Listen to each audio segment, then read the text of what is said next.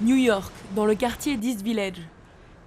C'est ici que vit Ken, un vétéran de la guerre en Irak. 2 ans à Bagdad et 5 ans pour s'en remettre.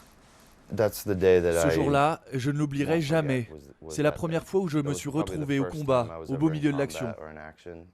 À 21 ans, il est affecté comme interprète arabe dans les hôpitaux de la capitale irakienne. Et ce sont les cris d'enfants aux membres arrachés par les bombes qu'il doit traduire aux médecins américains.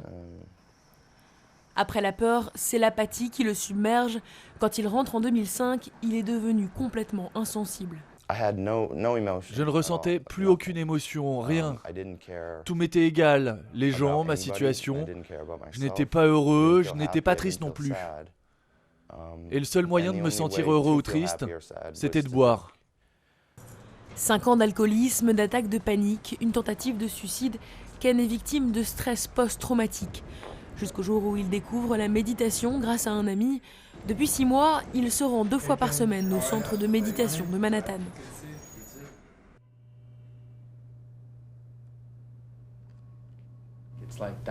C'est comme faire de la plongée.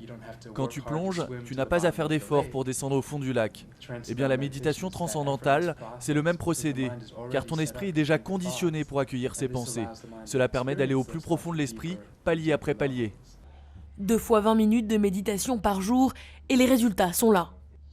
Le résultat immédiat que j'ai noté, c'était surtout que je n'avais plus besoin de boire pour me sentir bien ou pour me sentir heureux.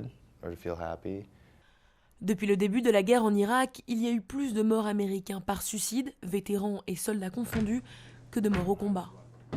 500 000 soldats souffrent de stress post-traumatique.